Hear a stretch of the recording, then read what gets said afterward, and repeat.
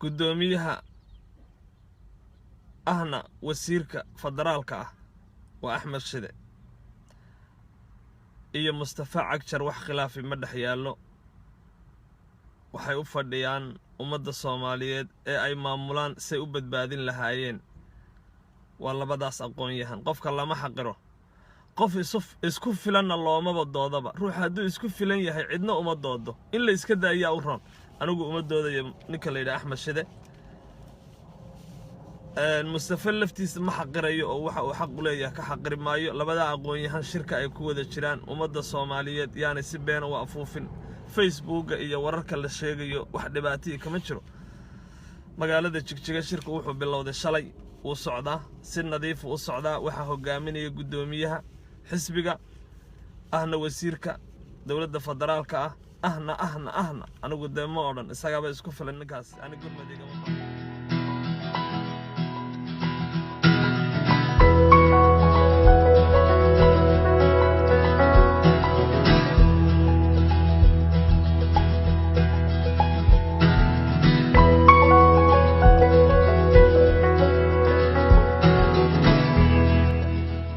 عليكم ورحمة الله وبركاته دمان أمد الصومالية ميل كستي جوجتو وان سلامية سلام كدب سو دواده والله لك قالقة ميل كستو جوجتان وصاحبكي ولالكين xafiiskaygu waa geed waa gaari guradii godoba aan tirsanaya garkii bay cadaaday away geesiyaashii geelooda ridan jiray soo dhawaada waa walaalkii waa saaxiibkiin waxaad uga barataan inta badan warar xaqiiqo ah oo aniga aragtidayda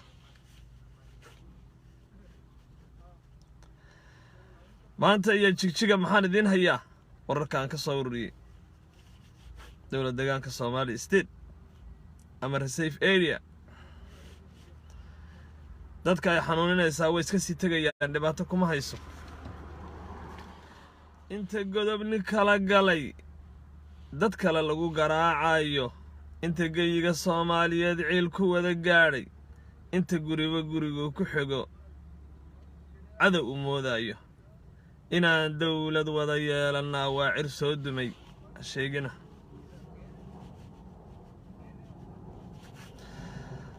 wararka aan maanta idin soo gudbinayo waxa kamid ah anigoo ah gudoomiyihii ku simeel gaarka ee reserve Somali reserve area ama Dir State horeed iga maqasheen kama noqon wali waan ku taagna dawlad Somali State ama dawlad deegaanka Soomaalida ee laga maamulo magaalada Jigjiga anagu waxaan aaminsanahay si xaq darro in lagu maamulo laakiin hadda shirka ka socda iyo dawladdu qaabka ay u socoto wax dhibaato kama jiro dhibaatada dadka hal laga daayo gudoomiyaha ahna wasiirka federaalka ah waa Axmed Shide iyo Mustafa Cagjar wax khilaafi ma dhaxyaalo waxay u fadhiyaan ummadda Soomaaliyeed ee ay maamulaan say u badbaadin lahaayeen waa labadaas aqoon-yahan qofka lama xaqiro qof isku filan looma doodaba ruux hadduu isku filan yahay cidna uma doodo in la iska daayaa u roon anigu uma doodayo ninka la yiraahdo Axmed Shide Mustafa laftiisa ma xaqirayo oo waxa uu xaq u leeyahay ka xaqiri maayo labada aqoon-yahan shirka ay ku wada jiraan ummadda Soomaaliyeed yaani si been u afuufin Facebook iyo wararka la sheegayo wax dhibaato kama jiro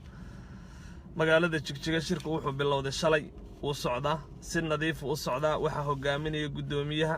xisbiga ahna wasiirka dawladda federaalka ah ahna anigu deemo oo dhan isagaba isku filan ninkaas anigu gurmadayga ma baahan ninka aqoon-yahanka waxaad moodaa wuxuu badbaadiyay ummadda Soomaaliyeed farxaan aad baan ku salaamay salaan sare adiga iyo inta kale ay fiirsanaysay dhowraya ee arkaya aanu ahay madaxda ku simeel gaarka soo dhawaada saaxiibadayda qaaliga maxaad iga barateen anu uma doodayo Axmed Shide laakiin Mustafana ma dhaliilayo laakiin waxbaan sheegaa labadan nin wax dhibaato ah oo dhaxtaala ma jiro ilaa imika wararka Facebook ku jira aabahay gablayay tolla ayay geed baan fuulayay xaggay ka dustay waxa la iga hoos qaaday ana soo dhigay taas waxyaabaha waxa la yiraahdaa iska kaftanka Facebook laakiin shirku wuxuu u socdaa si fiican si habaysan si aqoon yahano ay wax ugu sheekaysanayaan yaynaan ka dhigin Soomaaliya xilliyadii hore waxa la yiri ma jeerteen iyo qayb la yiraahdo la bixiyay qolo ka hinaasan baa waxa bixisay ogaadheeniya way socotay oo aan la faal la bixiyay oo la yiri jooxo waxa la bixiyay dulmidiid wixii way iswada liqeen marka way iswada liqayaan marka fiiri hinaasuhu ma dumar baa dadku I don't know what's going on ma fahmin aan lillahi marka labada xisbi ee dalka hadda ku soo kordhay ee midii ka sii jiri jiray ma xaqiri karno oo aan la waxa banaanka ku maqnaan muddo badan bay soo halgami jireen waxa laga garab sameeyay qolo la yiraahdo dulmidiid iyada laftoodu ma aynan fiirinin markay magac bixinayeen marka ay eegayeen wax yahay marka anigu waxaan idhi mar hore aan ka sheekeeyay jidwaaq daarood iyo dir mid u roonay raacaan bay ilaahay mid alla mid u roon bay ilaahay hadda ilaa imika sababta magacii dulmidiid baa lagu dhajiyay xisbiga waa la wada lahaa meel wuxuu diiday ma naqaan laakiin dulmidiid waa looga wada hoos baxay waa loo gambiyay ogaadeen waa uga hadheen qabiiladii kale waa uga hadheen marka waxay ku soo dhaceen kaligood marka xisbi ma noqon karaan mar hadduu wixii qabiil yahay anigu afkayga kama sheegin hore waan ugu sheegay laakiin madaxda dawlad deegaanka Mustafa Cagjar wuxuu yiri ma soconayaan magac qabiil wuxuu yiri waxba lagu ma qaybsan karo iyagoo ka hinaasanaa marka oo aan laf ayay bixiyeen ma dhihi karnaa maya dad baa la bixiyay waase lagaga baxay waa lagaga baxay oo aan laf xilliyadii la sameeyay lagama fikirin in wax wada leeyahay dad badan baa la socday waa lagaga baxay kaligood bay jabhadu jooxa weeye waxba lagu ma qaybsan karo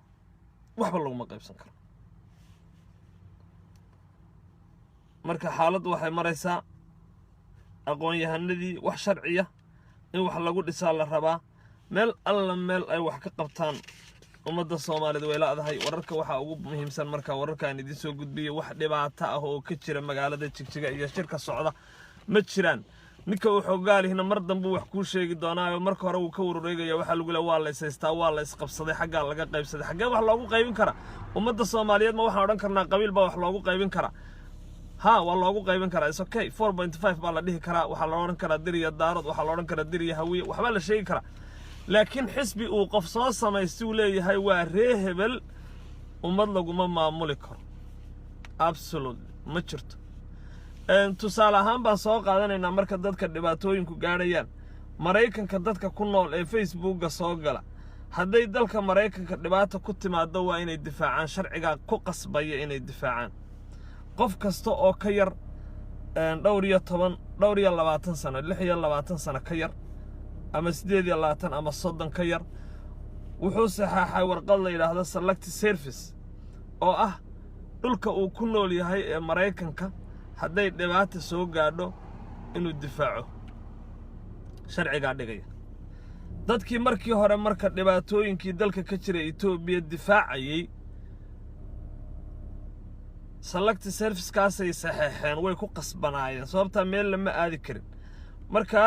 haday oo aan laftiraahdo dadkii dhibaatada geystay ee dawlad deegaanka Soomaalida ku noolaa waan wada leenaynaa dhibaataan u arkayna sharciga way baalmarsan baan qabaa anigu way baalmarsan dadku isma weydiiyaan dadku maxay ku noolaayeen maxay saxeexeen sharcigoodu aad u mahadsan tahay anagu afkanaga kama aanan sheego wax ayaba marka dadku hadday yiraahdaan dawladii hore Itoobiya waa la dagaalami jiray dhibaato lagu hayay wax khaldan bay sameeyay shacabku wax khaldan buu sameeyay dadku waxay saxeexeen select service kaas saxeexeen waxay ku qasbanaadeen inay difaacaan dawladda marka systemka meesha ka jiray way ku qasbanaayeen marka ka u sareeyay iyo ka u hooseeyay meel uu aadama awoodi kareen marka lama oran karo iyaga laftooda xuquuq dhulkii kuma laha kuwii hadda cusboonaaday baa dhulkii xaq u leh shuruudaha buuxin kara lama oran karo marka waxaan leenahay aad hal looga fiirsado adigu baa iska hadlay qofkaas malaha wuxuu yidhi oo laf may ku soo I don't know ardaqoonyahan oo laf maxad oo laf meesha adil la aadaysa adaa yaqaan meeshan aniga iska la xafiiskan anu ii furan yahay kar la ka sheekadaada ka aad anu kula murmi maayo oo laf waxay taadaa sheegay ma ogaadeen baa mise waa Soomaali labadaas baad noo kala sheegi doontaa adaa noo sheegi doona anagu inay Soomaali tahay inay ogaadeen tahay midkaad noogu sheegtaanu kuu qaadan doonaa codkaaga raaci doonaa marka meeshan ugama baahna war kale waan laf way jirtaa haa wax jira waay laakiin ma ogaadeen baa mise waa Soomaali labadaas adun baa noo sheegi jabhadu xamiya mise waa wax kale marka haday jabhadu aan laf tahay oo ogaadeen tahay adiga kugu egta haday Soomaali tahayna waxay ku tahay shuruudaha baad noo sheegi doontaa waxba ka mid diidani welcome baanu ku leenahay adiga saaxiibkana ama walaashana waxa doontaa waxa la yiri marka waxa meesha ka socdaa ma ahan wax Facebook-yada labadaas madaxweynaha iyo wasiirkiisu shirka waxay ugu socdaan si sharaf leh si wanaagsan wax dhibaato kama jiro dadka waa la xareeyay intaynu haysanna adduunku uu shaqaysanaya horumar baa la gaaray ninkii nin dilay isaga la xisaabtami doona maalinta qiyaamaha ninkii aan waxba dilin isaga xisaabtiisa meel ba u taal oo la faday sharaf iyo karaamo leedahay meeshay taagan tahay anagu ka dhaqaajin mayna meeshooday taagnaanayaan meeshay waa halgami jireen jigjiga maaha oo laf jigjiga ma degana adigu hana mashquulin marka jidwaaq waa ka hadli karaan jigjiga laakiin oo laf kama hadli karto tiradan kugu dareen reserve area la yiraahdaa jigjiga iyo dhulka ku jirta marka dadkii lahaa baa u soo toosay jidwaaq iyo dadyowga kale ee degan oo qabiilada kale isla degan way ka hadli karaan adigu laakiin hadaad aan laftahay waa ka tagi doontaa dhibaato naguma haysid hargeysa la dhisay waa laga soo guuray xamar baa la dhisay waa laga soo guuray ninba meeshuu dhistay buu yaqaanaa marka meesha u roon iyaga yaqaano oo la fiyo dadka la doodayso ka bax